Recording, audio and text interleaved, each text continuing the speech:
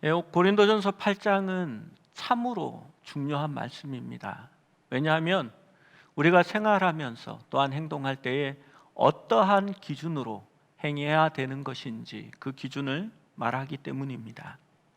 여러분, 가장 중요한 것이 무엇일까요? 하나님의 교회 안에서 내 마음대로 내가 내키는 대로 행동하는 것은 아니라는 것을 우리가 잘 알고 있습니다. 세상의 것들을 본받아 사는 것이 아니라 우리는 마음의 변화를 받아 하나님의 기뻐하는 뜻이 무엇인지를 분별하면서 그 하나님의 뜻대로 행하는 것이 참으로 중요합니다. 고린도 교회가 가지고 있던 많은 문제 중에 하나가 우상의 제물에 대한 문제였습니다. 유럽에는 이러한 문제가 별로 이렇게 없습니다. 왜냐하면 제사 문제가 없기 때문이지요. 그런데 유독 이 동양에, 그리고 중국, 일본, 이 대만, 한국에는 이 문제가 여전히 남아있고 또 종교적인 문제로도 이것이 아직 남아 있습니다. 여러분, 제사 문제에 대해서 고민해 본 적이 있습니까? 저희 집은 전통적인 유교 집안이었습니다. 그래서 이렇게 명절 때가 되면, 또 제사 때가 되면 이렇게 아마 제종 증조모가 살아 계셨기 때문에 그 이하 자손들이 다 모였습니다. 그러니까 8촌, 10촌까지 이렇게 모이는 그런 집안이었습니다. 제사를 지낸다고 저 앞에 제사상이 있으면요, 나이가 어린 제가 어렸을 때 나이가 어린 저희들은 집안에 들어갈 순번이 되지 않았습니다. 그러면 마당에 이렇게 돗자리를 깔아놓고 제사가 어떻게 진행되는지 그것도 보이지 않습니다. 그냥 뒤에 가만히 서 있는데 갑자기 도미노처럼, 파도처럼 앞에서 다 엎드리는 겁니다. 그러면 엎드릴 차례가 된 겁니다. 널름절을 하지요. 그리고 앞에서부터 일어서면 뒤에는 따라서 쭉 일어섭니다. 그런데 하나님을 믿고 신앙에 대한 마음이 들어오니까 그 절할 수가 없습니다. 그러면 제일 구석에 보이지 않는 곳에 서서 다들 절할 때에 혼자 우두커니 서 있습니다. 그러면 그냥 못 본 채 넘어가면 되는데 사촌 형님이 꼭 얘기합니다. 준수야, 너는 왜 절 안 해? 에이, 이런 나쁜 놈. 그리고 이렇게 절을 안 하면 이렇게 조상도 모르는 씨상놈 뭐 이런 얘기를 듣습니다. 우리 아버지는 어떻게 하고 계시나 찾아보면 저희 아버지는 혼자 도망가고 없습니다. 제사 때는, 명절 때는 참 괴로운 날이었습니다. 또 제사 음식에 관한 부분도 그랬습니다. 교회에서는 제사 음식은 먹지 말라, 우상에게 드린 것이다 라고 얘기했기 때문에 명절날 그 많은 음식들, 이렇게 먹고 싶은 음식들이 있음에도 불구하고 먹을 수가 없었습니다. 잔칫날이 아니라 그날은 쫄딱 굶는 날이었습니다. 그러니까 명절이 뭐 좋아 보이기야 했겠습니까? 그러면 도망을 갑니다. 도망을 가면 할아버지 산소에 가서 할아버지 예수 믿으려면 똑바로 믿지, 제사 문제 하나 똑바로 못 해가지고 이렇게 자손들을 고생시키냐고 할아버지를 원망하고 내려오면 음복한다고 하죠. 제사를 지내면 함께 그 음식을 나누어 먹고 또 가까운 이웃들, 주변 이웃들에게 그 음식을 나누어 주는데 심부름을 해야 되잖아요. 다들 들고 이렇게 가서 주고 해야 되는데 이놈이 도망을 갔네 해가지고 또 꾸지람을 듣게 됩니다. 여러분, 이런 문제들이 고린도 교회에도 있었습니다. 우상에게 바쳤던 제물들, 특별히 제사를 지내고 남았던 고기들이 시중에 유통이 되었지요. 제사에 쓰여졌던 고기였기 때문에 일반 고기보다는 훨씬 더 저렴한 가격에 그 고기들이 팔렸고 많은 사람들이 그 고기를 사서 먹었습니다. 그런데 교회에 다니던 사람들은 그 고기에 대해서 다른 생각들을 가지고 있었습니다. 그래서 제사 지낸 음식이 꺼림직하다고 생각하고 그것을 먹지 않았고 또 혐오스럽게 생각하는 사람들도 있었습니다.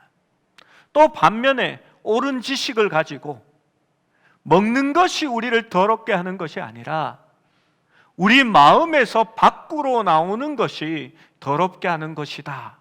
먹는 것으로는 아무런 상관이 없다 하면서 자유를 누릴 수 있었던 사람도 있었습니다. 여러분, 어떤 기준에 의해서 어떻게 행동하는 것이 옳을까요? 그 판단의 기준이 무엇이 될까요? 오늘 첫 번째로 성경이 얘기하는 것은 양심이라고 얘기하는 겁니다. 양심이라는 것은 실제로 절대적인 기준은 아닙니다. 양심이라는 것은 마음에 꺼리낌이 있느냐 없느냐 하는 겁니다. 여러분, 그런데 같은 일이라도 꺼리낌이 있는 사람이 있고 없는 사람이 있습니다. 여러분, 제가 아는 분 중에 어떤 분은 주머니 안에 알루미늄으로 만든 필름통 같은 것을 넣어 다니는 분이 있습니다. 이분이 담배를 태우시거든요. 그런데 담배꽁초를 아무데나 버리는 것은 자기 양심에 용서되지 않기 때문에 이분은 담배를 피우고 그 꽁초를 알루미늄 통 안에 넣어서 이렇게 잠궈 버립니다. 산소가 없으니까 불은 그냥 끄지고 그 안에 깨끗하게 모여 있다가 나중에 회사나 집에 가면 그것을 비웁니다. 그런데 여러분, 우리 교회 주변에 얼마나 많은 꽁초들이 있는지 아시지요? 1, 2단지에서 담배를 이렇게 태우면서 사람들이 막 내려오다가 신호등 앞에 서면 주변에 이제 사람들이 많습니다. 사람들이 담배 연기를 싫어하잖아요. 그리고 이제 찾길을 건너면 아니면 옆에서 버스를 타야 되는데 담배를 들고 탈 수는 없으니까 가장 버리기 좋은 장소, 우리 교회 옆에 화단에 휙 던져버립니다. 그런데 아무런 꺼리낌이 없는 것 같습니다. 여러분, 누가 더 옳다고 볼 수 있습니까? 기준요. 안 태우는 우리가 옳은 겁니다. 그런데 교회 안에서도 마음은 찔리면서도 담배를 태우시는 분이 있습니다. 예전에 이렇게 성경 공부를 할 때에 이제 성경 공부를 하시면 금주하시고 금연하셔야 됩니다 라고 했더니 목사님, 다음 주까지만 기다려 주십시오. 제가 한 주간만 마지막으로 이렇게 하겠다고 이분이 하셨습니다. 그래서 제가 웃으면서 그렇게 하십시오 라고 했습니다. 이분이 나중에 얘기하시더라고요. 목사님, 우리 교회에도 담배를 태우시는 중직자들이 많아요. 제가 다 합니다 이러더라고요. 어떻게 아세요? 했더니 목사님 설교가 지루하고 예배가 긴 날은 이렇게 예배를 마치고 나면 성도들이 제가 옛날에 있었던 교회 그 8단지 뒤에 이렇게 아파트 돌아가는 산책길로 다 모인답니다. 그러면 그 시간에 담배를 피우고 있는 분들이 있는데 다 우리 교회 성도들이라고. 만나면 다들 견면쩍으니까 이렇게 눈웃음을 지으면서 서로 얼굴을 이렇게 피한답니다. 그래서 제가 이름 적어서 다 드릴까요? 이렇게 얘기를 하시더라고요. 여러분, 양심이라는 것은 신약 성경에 32번이 등장합니다. 이 양심이라는 것은 우리 내부에 있는 법정이라고 말할 수 있습니다. 여기에서 행동이 정죄되어지고 또 꺼리낌이 일어나는 겁니다.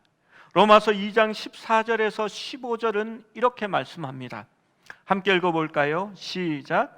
율법 없는 이방인이 본성으로 율법의 일을 행할 때에는 이 사람은 율법이 없어도 자기가 자기에게 율법이 되나니 이런 이들은 그 양심이 증거가 되어 그 생각들이 서로 혹은 고발하며 혹은 변명하여 그 마음에 새긴 율법의 행위를 나타내느니라. 예수님을 알지 못하는 이방인들도 그 마음에 양심이라는 것이 있어서 그 생각들이 서로 고발하고 또 서로 변명하여 율법의 행위를 나타낸다라고 말하는 겁니다. 여러분, 교회 안 다녀도 마음속에 찔림이 있습니다. 생각들이 이러면 안 돼 하고 서로 고발하기도 하고 또 변명도 한다고 말합니다. 즉 양심이라는 것은 믿음에 관한 것이 아니라 믿는 자이건 아니건 간에 그 마음에 옳고 그름의 기준이 정해져 있는 것이 바로 양심이라는 겁니다. 그런데 이 양심은 절대적이지 않습니다. 다 다릅니다. 믿음과 하나님을 아는 참된 지식은 양심을 더 깨끗하게 하고 강건하게 하고 선하게 만드는 겁니다. 그래서 믿는 자의 양심과 믿지 않는 자의 양심은 다릅니다. 똑같은 것이 아닙니다. 여러분, 이 양심이라는 것이 어떤 행위를 하면 더 약해지고 더러워지고 또 어떤 행위를 하면 더 깨끗해지고 거룩하게 된다라고 말합니다. 8장 7절의 말씀이지요. 7절 말씀을 함께 읽어봅니다. 시작. 그러나 이 지식은 모든 사람에게 있는 것이 아니므로 어떤 이들은 지금까지 우상에 대한 습관이 있어 우상의 제물로 알고 먹는 고로 그들의 양심이 약하여지고 더러워지느니라. 그렇습니다. 우상의 제물로 알고 먹으면 양심이 약하여지고 더러워진다라고 말합니다. 여러분, 같은 것을 먹어도 자유하게 먹을 수 있고요. 또 같은 것을 먹었는데도 그 사람은 양심이 더 약해지고 더러워질 수 있다라고 말합니다. 이 죄에 대한 문제가 양심으로 보면 절대적이지 않다라고 말합니다. 여러분, 그래서 죄를 계속해서 반복하여 짓고 회개하지 않으면 양심은 더러워지고 굳어집니다.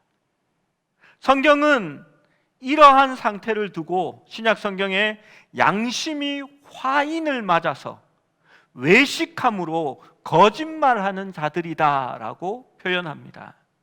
여러분, 화인을 맞는다라는 말이 무슨 말인지 아십니까? 쉽게 말하면 여러분, 등심 스테이크를 지금 굽는 겁니다. 등심 스테이크는 어디에 구워야 맛있습니까? 무쇠팬에 구워야 맛있습니다. 그 무쇠팬을 달궈 가지고요, 그 무쇠팬에 보면 이렇게 이 빗살 이렇게 무늬가 이렇게 나와 있잖아요. 그 고기를 달아오른 팬에 올립니다. 그러면 하고 소리가 나면서 고기 표면이 갈색으로 있습니다. 그리고 우리가 그 잘 아는 빗금 이렇게 무늬가 그릴 모양이 그 고기 표면에 남게 됩니다. 그러면 겉이 익고 육즙이 고기 안에 갇히게 되는 거죠. 겉이 바이에르 반응이 나타난다 이런 소리는 필요 없고요. 그러면 이게 화인 맞은 고기입니다. 뜨거운 철판으로 불화자, 인자, 고기를 지진 겁니다. 여러분, 양심이 이렇게 불에 데인 사람은 바로 그 감각을 잃게 되는 겁니다. 더 이상 죄가 죄로 여기지지 않고 같은 죄를 계속해서 반복하면서 자기가 죄를 지으면서도 자기는 거룩하다 착각하는 사람들이 바로 화인 맞은 사람들입니다. 예수님은 바리새인들에게 그러한 경고를 하였습니다.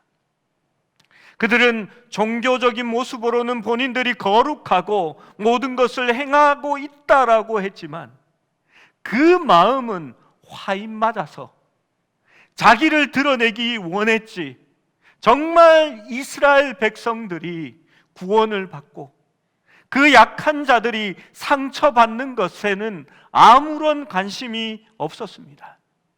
자기만 더 가지면 되고 자기만 유익하면 되고 나만 더 거룩한 것을 드러내기만 하면 상관이 없다라고 생각한 사람들입니다. 반면 그리스도인은 어떤 사람들입니까? 예수 그리스도를 믿으면 성령이 우리에게 오셔서 부드러운 마음을 줄 것이다 라고 말합니다. 굳어진 마음이 아닙니다. 성령으로 생명의 법을 마음에 새기겠다라고 말합니다. 거룩이라는 것은 주님의 마음을 닮아가는 것입니다. 여러분, 그래서 마음이, 양심이 부드러워지고 깨끗하여지는 것입니다. 양심은 지식에도 영향을 받지만 행위에도 영향을 받게 되는 것입니다. 완전한 지식을 가지고 행하면 자유를 누리게 합니다. 그런데 그러한 지식 없이 행동하면 양심은 더 약해지고 더러워지게 되는 것입니다. 우상의 제물에 관한 문제에도 이러한 것이 있었습니다.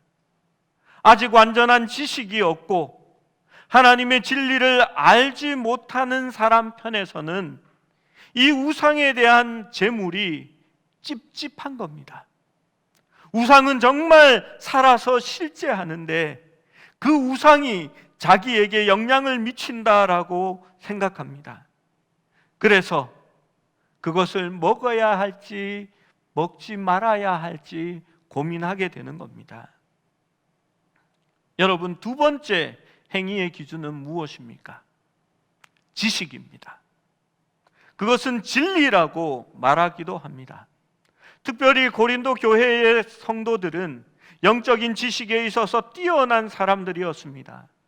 1장 5절 말씀에 이는 너희가 그의 안에서 모든 일, 곧 모든 구변과 모든 지식에 풍족하였다라고 말합니다. 그래서 사실 그들의 지식적 진보에 관하여 상당히 자랑스러워하고 있었습니다. 고린도 사람들은 우상은 아무것도 아니다라는 것을 알고 있었습니다. 그것을 경배하는 사람들의 어두운 마음에만 존재하는 허상의 신일 뿐입니다. 여러분, 정말 귀신은 있습니다. 귀신은 있지만 그 귀신을 두려워하고 그 귀신을 염려하는 자에게만 그 귀신은 영향을 미칩니다. 여러분, 온전한 믿음이 있고 나는 하나님의 자녀고 악한 영이 나를 건드릴 수 없다라는 것을 알고 있는 사람에게는 아무런 해도 끼칠 수 없습니다. 여러분, 그것이 중요한 지식입니다. 저는 굿하는데 구경을 가기도 합니다. 그러면 여지없이 쫓겨납니다. 저는 실제 그런 경험들이 있습니다. 여기 예수 믿는 것들이 있다. 좋은 말 할 때 나가라. 이런 얘기를 합니다. 그러면 안 나가잖아요. 일부러. 그래, 한번 보자. 그러고 있거든요. 그러면 여지없이 너 하면서 집어냅니다.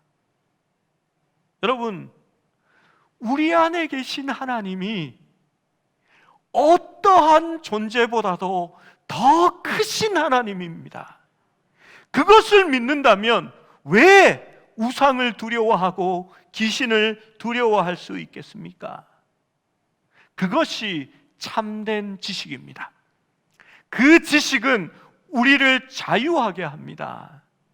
고린도전서 8장 4절에서 6절 말씀을 읽어봅니다. 4절에서 6절까지입니다. 시작. 그러므로 우상의 제물을 먹는 일에 대하여는 우리가 우상은 세상에 아무것도 아니며 또한 하나님은 한 분밖에 없는 줄 아노라. 비록 하늘에나 땅에나 신이라 불리는 자가 있어 많은 신과 많은 주가 있으나 그러나 우리에게는 한 하나님 곧 아버지가 계시니 만물이 그에게서 났고 우리도 그를 위하여 있고 또한 한 주 예수 그리스도께서 계시니 만물이 그로 말미암고 우리도 그로 말미암아 있느니라. 여러분, 참된 지식이 있으면 우상은 아무것도 아니다라는 것을 깨닫게 됩니다. 여러분, 이 고린도 시대, 특별히 로마 그리스 시대에는 얼마나 많은 신들이 있었습니까? 그 신들은 의인화되어서 마치 사람들 가운데 사는 것처럼 묘사되어 있습니다. 제우스 신을 비롯해서 이 신들이요, 인간과 관계를 맺고 사생아를 낳고 질투를 하고 또 문제를 일으키는 것처럼 그리스 신화에는 그렇게 기록되어 있었습니다. 그리고 고린도 사람들은 그 신화를 믿었고 그러한 신들을 섬기며 살고 있었습니다. 그러나 하나님 안에 들어오면 그 모든 것이 아무것도 아니고 세상의 모든 것은 우리의 한 하나님을 통하여 만들어졌고 지금 유지되고 있으며 우리도 그렇다라는 것을 깨닫게 되는 것입니다. 음식도 우상에 바쳐진 것이 우상의 음식이 아니라 모든 음식이 하나님께로부터 왔고 그 음식은 하나님의 것이고 그 음식을 먹어 내가 힘을 얻고 하나님의 뜻대로 살면 그 음식도 하나님의 영광을 위한 것이다 라고 생각할 수 있는 것, 그것이 참된 지식입니다. 음식이 우리를 더럽게 하는 것이 아니라는 것입니다. 그래서 자유함이 생기는 겁니다. 담대합니다. 진리를 알지니 진리가 너희를 자유케 하리라 라고 말씀합니다. 두려움이 사라지게 되는 겁니다. 여러분, 목사로서 신방을 하면 뭐 이렇게 좀 이상할 때가 있습니다. 이사를 다 하고 짐을 다 옮기고 나서 이사 신방을 보통 하는데 한 번은 리모델링 하기 전에 이렇게 이사 신방을 해달라고 하더라고요. 그러니까 이제 이삿짐이 나가고 집도 엉망인데 대강 이렇게 신문지 하나 피고 앉아서 그 돗자리 하나 깔고 이사 신방을 예배를 드립니다. 이사 안 했는데 이사 예배를 왜 이러지? 예배를 다 드리고 나니까 이분이 목사님 이 집에 부적이 너무 많아요. 목사님 그거 좀 떼주세요. 이게 그것 떼면 큰일 나는 줄 알고 이렇게 부탁을 하는 겁니다. 여러분, 뭐 그럴 수 있습니다. 아직 완전한 지식 진리를 배우지 못하고 그 마음에 가지지 못했기 때문입니다. 그래서 이렇게 부적을 이렇게 다 떼어냅니다. 그러면 따라다니면서 저기도 있어요. 아우 저기도 있어요. 얼마나 많이 붙여놨는지 막 이렇게 말씀을 하십니다. 떼가지고 그냥 그 자리에서 쫙쫙 찢어서 주머니 안에 넣어서 교회 가서 버릴게요. 왜냐하면 거기 버리면 또 이렇게 찜찜해 하잖아요. 그리고 넣어옵니다. 어떤 어르신이 느지막해 예수를 믿었습니다. 그리고는 꼭 우리 집에 와서 이렇게 예배를 드려주시는데 앉아서 예배를 드리지 말고 곳곳마다 걸어 다니면서 그렇게 예배를 드려달라고 말합니다. 왜 그랬을까요? 자기 집 구석구석에 있는 귀신들을 목사님이 밟아서 쫓아내 달라는 겁니다. 여러분, 그게 우리나라에 있는 지신 밟기입니다. 그렇게 할 필요가 없는데 제가 예배 마치고 일부러 이제 이렇게 그 집 밟으면서 여기저기 한번 돌아봤습니다. 좋아하시더라고요. 보니까 불상이 아직 모셔다 져 있고, 제가 알지 못하는 뭐 이런 뭐 보살상인지 뭐 이상한 짐승도 있고, 이분은 뭐 좀 이렇게 인도 쪽에서 온 뭐 그런 불교를 믿었는지 뭐 이렇게 이상한 것들이 집에 많습니다. 저거는 어떻게 하실래요? 하니까 이분이 없애야 되는데 없애는 방법이 없어서 그렇게 얘기합니다. 제가 치워드릴게요. 그런데요, 이게 너무 많아가지고 폐기물 처리 비용이 듭니다. 그거는 성도님께서 부담하셔야 됩니다. 하고는 제가 그것들을 이렇게 막 이렇게 싸잘머지고 이렇게 나가다가 떨어뜨려가지고 목이 퍽 부러졌어요. 근데 이분이 막 얼마나 놀라는지 몰라요. 괜찮아요 하고는 제가 부러진 그 목 속에 손가락 하나를 턱 걸고 그냥 나가니까 이분이 목사님 큰일 났다 큰일 났다 막 이렇게 얘기를 하더라고요. 큰일 안 나고 지금도 잘 있습니다. 성도들은 손 있는 날 없는 날 이런 거 안 가립니다. 왜냐하면 우리가 하나님을 믿기에 그것이 아무 소용이 없다라는 것을 알고 있기 때문입니다. 그것이 진리가 우리에게 주는 자유입니다. 하나님이 우리를 지키시고 하나님이 우리와 함께 하기 때문에 세상의 악한 것이 우리를 넘볼 수 없다라는 믿음을 가지고 있는 것입니다. 그런데 여러분, 이 지식에는 중요한 것이 있습니다. 1절, 2절 말씀을 읽어봅니다. 시작.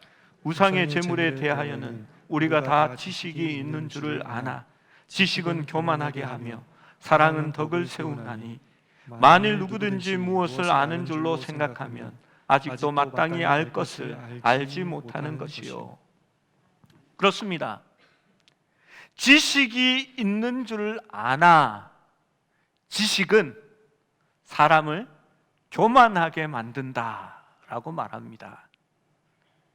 여러분, 누구든지 아는 줄로 생각하면 아직 마땅히 알 것을 알지 못하는 자다라고 말합니다. 이 말씀이 참 역설적입니다. 내가 알고 있다라고 말하면 그건 교만한 겁니다. 그리고 무지한 증거를 드러내는 겁니다. 진정으로 진리를 아는 사람은 자신이 얼마 알지 못한다, 모르고 있다라는 것을 깨닫는 사람입니다. 여러분, 벼는 익을수록 머리를 숙인다라는 말이 있죠. 하나님을 아는 지식이 완전하여질 수 있을까요? 여러분, 아무리 공부를 많이 하고 아무리 책을 많이 보고 하나님을 묵상한다고 해서 하나님의 마음을 온전히 우리는 알 수 없습니다. 우리는 하나님에 비하면 지렁이 같은 존재일 뿐입니다. 어떻게 그분을 우리가 다 알 수 있겠습니까? 그래서 다 안다고 말하면 너는 모르는 사람이 되는 겁니다. 아는 것은 무엇을 아는 겁니까? 내가 부족하다라는 것을 아는 겁니다. 하나님을 온전히 다 알 수 없다라는 것을 알게 되는 것이 진짜 지식이라고 말합니다. 그러면 세 번째로, 참된 판단 기준은 무엇입니까? 성경은 우리에게 그것은 사랑이라고 말하는 겁니다. 여러분, 지식의 기준으로 행동하는 것이 아니라 사랑의 기준으로 행동해야 한다라고 말합니다. 9절에서 12절 말씀을 한번 읽어봅니다. 9절에서 12절 시작. 그런즉 너희의 자유가 믿음이 약한 자들에게 걸려 넘어지게 하는 것이 되지 않도록 조심하라.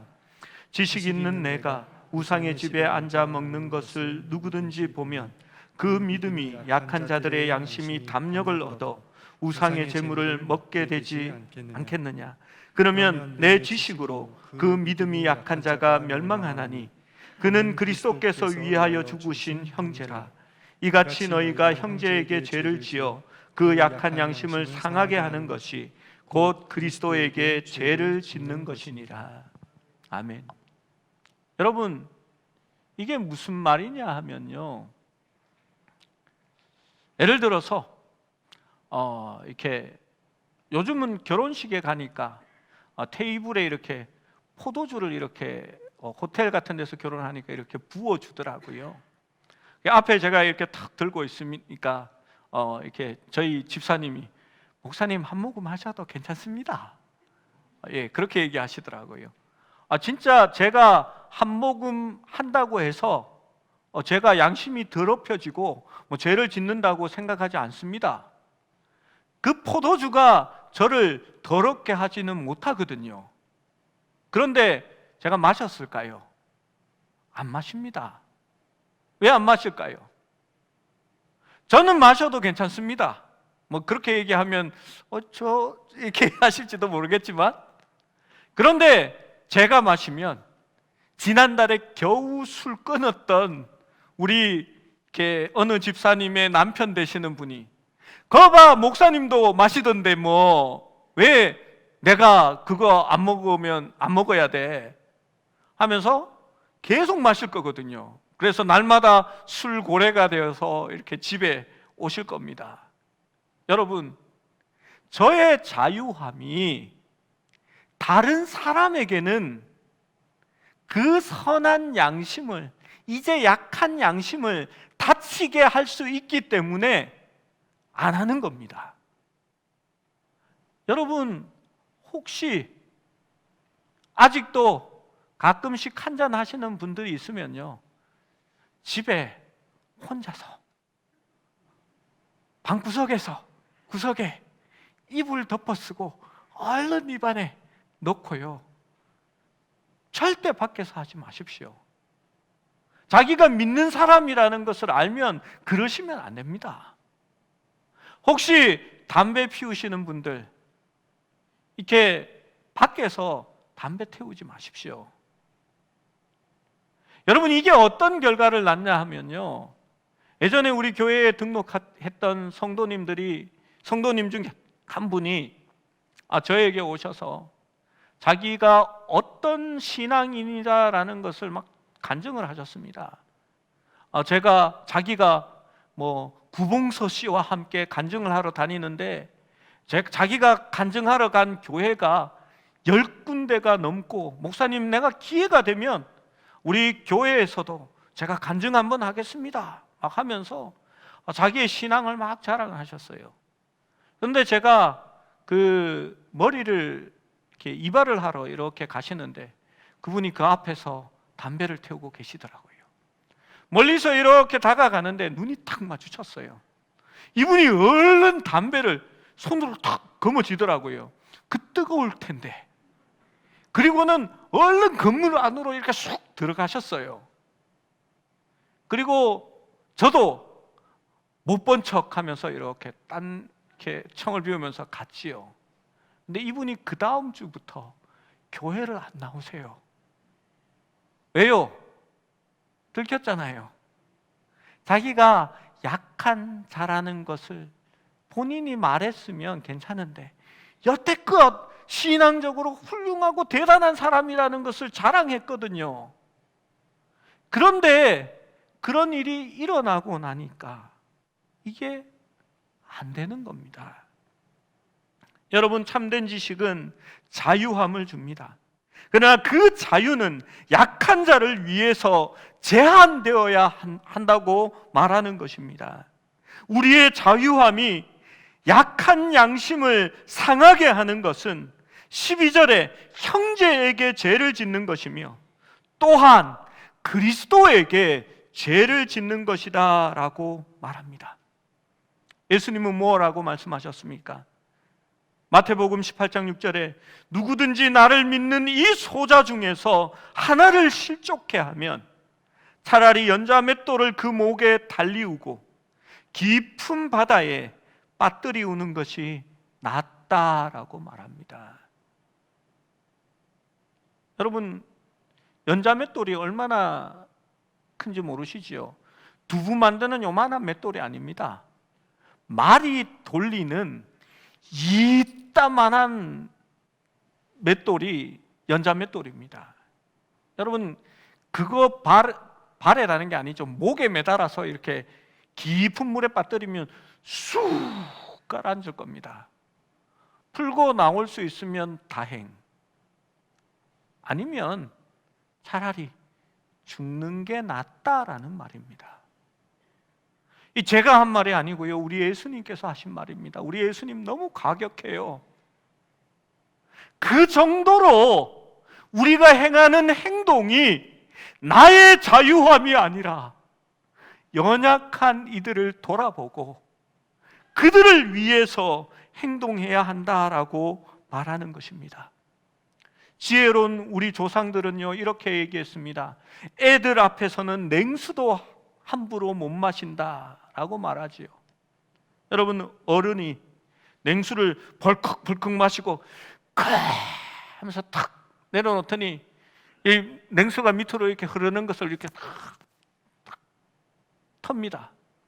옆에 애가 이렇게 보더니 자기도 물그릇을 들고 이렇게 물을 벌컥벌컥 마시더니 일부러 주르륵 흘리고는 카 하고는 털어냅니다.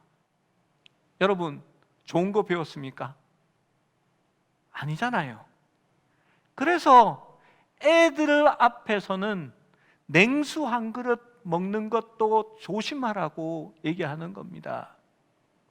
제가 대학생 때 저는 영아부에서 이렇게 영아부 유아부에서 봉사를 했습니다. 주로 3살, 4살 된 아이들이 많죠. 영아를 맡기고 가는 부모들은 잘 없거든요. 그 3살, 4살 된 아이들이 아이를 맡기고 가면요, 처음에 한 2, 3주는 엄마 찾아서 막 웁니다. 그러면 제가 하는 일은 엄마 찾으러 가자 이러고 애를 안고 교회를 한 바퀴 도는 겁니다. 그럼 엄마 없다 하면은요, 엄마 다시 영아부실에 왔는지 몰라, 우리 영아부실로 또 가볼까? 가면서 사탕 하나 물려주고 애를 달래서 적응시키는 일이 저의 임무였습니다. 근데 아이들이요, 정말 이쁘잖아요. 그 대학생 여자 후배가 이렇게 아이를 이렇게 보면서 아이와 장난을 치고 있었습니다. 아이가 예쁜 치마를 입고 왔는데요, 왜 치마 바지라고 하나요? 이렇게 바지를 입고 그 위에 또 치마가 달린 옷이 있잖아요.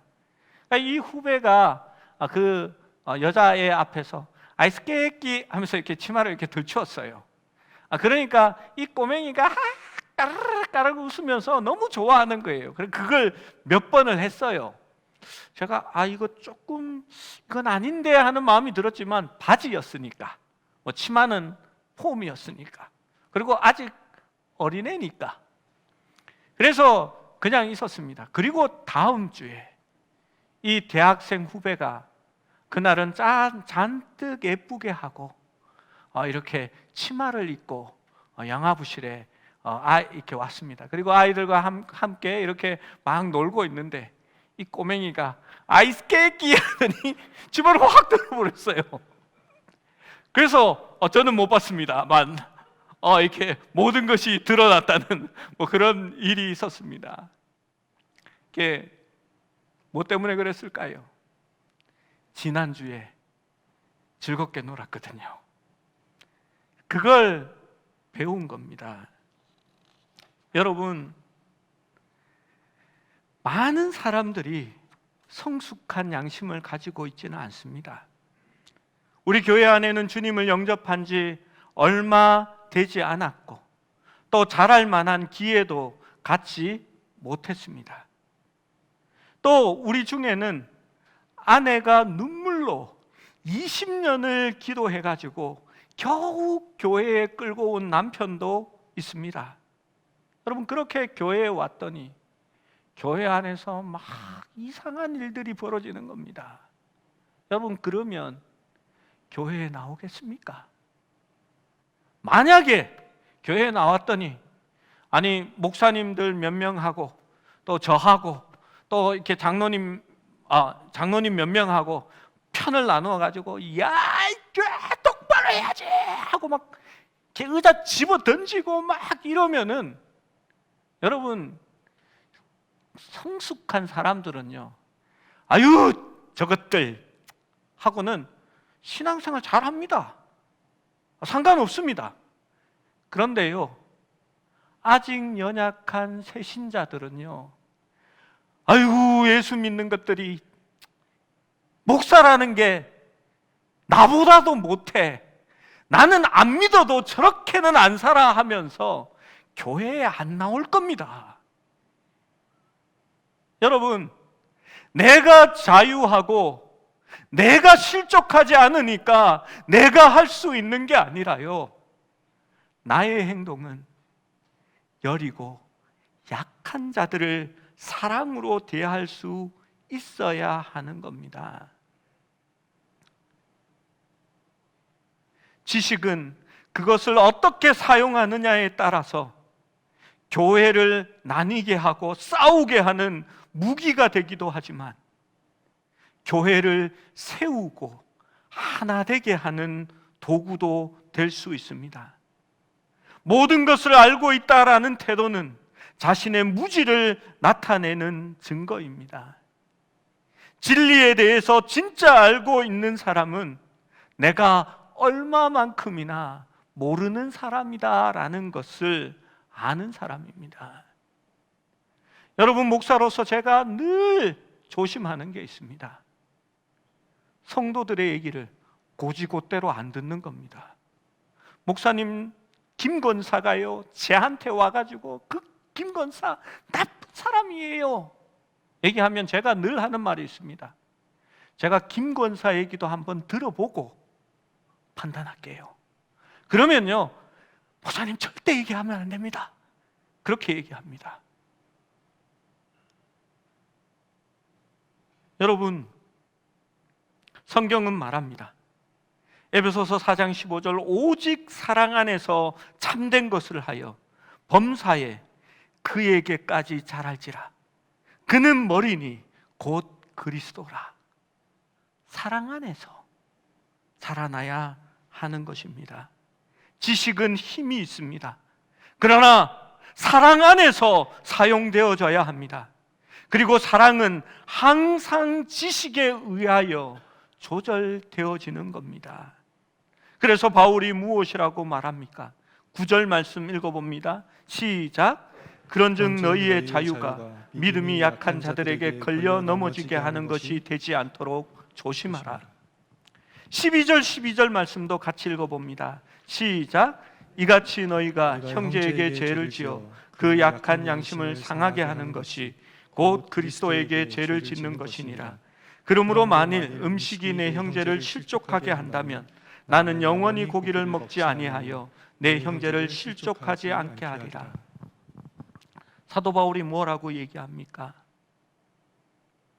만약 내가 고기 먹는 것 때문에 내 형제가 실족하면 나는 평생 고기를 안 먹겠다라고 얘기합니다.